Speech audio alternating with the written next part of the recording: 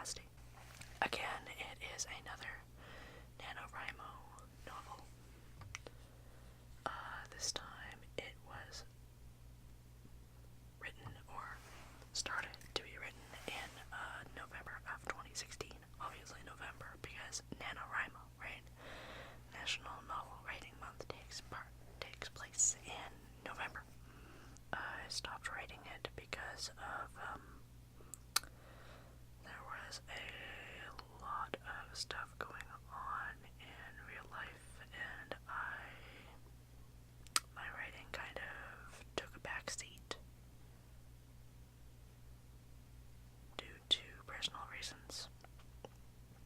So I stopped this story, and it sat on the back burner until late 2018. I'd say December of 2018 is when I decided to pick it back up again, and slowly working on it again. Slowly getting back into the mind of my character, Henry. So then, I guess that brings us to who this book is about. And so that takes us to the plot blurb, which reads as such. Henry Levinstein is a haver, a person, a magician with half a soul. On the hunt for the other half of his soul that was stolen from him, he steals the souls of others. Trying to find the half of his soul that was stolen. But stealing souls doesn't come without consequences. He can't return the souls he takes, so he sells them on the black market. One man has a convincing clue towards finding the other half of Henry's soul. So Henry and his stubborn, adventurous landlady go around the world hunting strange clues to find Henry's missing half. Yeah, so, it is a strange, funny, at times dark story. I needed the thing about the landlady. I know that sounds really weird and random. The thing is, there is no thing. That's exactly it. It's just really weird and random.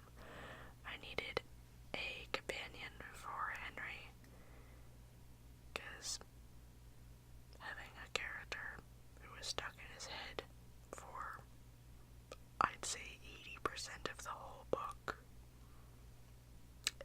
is really, really boring. So I needed somebody for Henry to talk to, and I needed somebody for the readers to kind of relate to. Henry is really fairly in tune with the world of souls and magic and soul magic itself. The readers have no freaking idea what's going on, right? They're delving into this world for the first time. But why would Henry stop to explain it to the readers, to nobody? He wouldn't do that. He's not that kind of person. So I needed a character who had no idea about anything and could take the place of the reader, so to speak. And so along came Martha the landlady. She was just a landlady, and then all of a sudden I was like, hey, she seems like a really bad idea of a person to take along. Let's do it. So, yeah, I did it.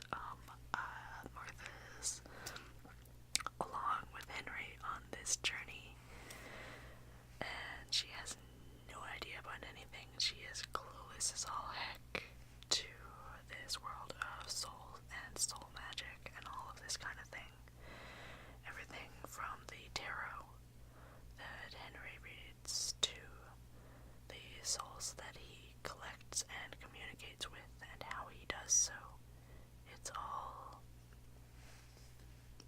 also estranged Martha. But, Henry breaks down and explains this stuff to her, because otherwise Martha is just gonna bug the ever-loving heck out of Henry until he does it anyways, so yeah. She's that kind of person. I guess that's kind of the main two characters in the story. There is Henry, the soul magician, who is on the hunt for the other half of his soul, which was stolen from him by a witch. And I really want to go into the more detail, but I think that would be spoiler territory, and I don't want to do that, especially for this novel, as I am quite serious about this one. But not as serious as I am about my other main project, but that main project is perhaps a story for another time, if at all, with this channel, as it is very close to my heart. But I am going off track. Henry, the soul magician, on the hunt for the other half of his soul, hard-hearted enough to go into the black market and try to find the other half of the soul. He's also a little hard-hearted, but because of the other half of his soul that is missing, because souls in this story have a bit of a connection with emotions and feelings and how it all works, kind of how brain chemistry is made up, kind of, sort of, in a way. But that's a little complex to get into in this video. And then we have Martha, the clueless ditzy little landlady who's not about to let Henry go alone, even though she is probably in her like mid 60s, like late 60s, maybe early 70s, maybe probably like mid to late 60s, I'd say. Yeah, mid to late 60s, I'd say. Although she'd never admit it, but she's in her mid to late 60s, and she doesn't get around that well, so she slows Henry down quite a bit. But she's along for the ride anyways, because she's not gonna let him go alone. Because gosh darn it, if she can waltz into his apartment and steal his coffee and have a cup of it on whim, because back with you, then why shouldn't she be along for the ride with this soul magic stuff, whatever the heck you call it, Henry? So, yeah. She is your, I don't know if you want to say stereotypical, fighty old lady. And I love her to pieces. I love the duo that they create, the banter that they create. I could go on and on about them for ages and ages. I love them. But anyways, so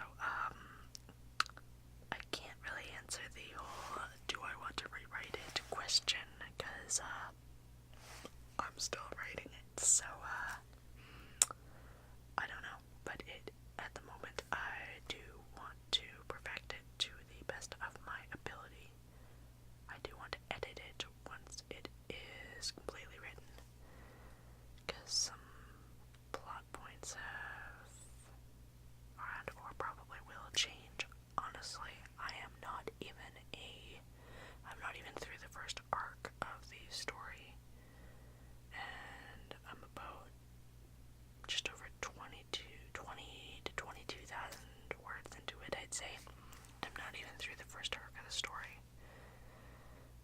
So that's gonna be fun. I think this is gonna be a long novel. I'm aiming for about 60,000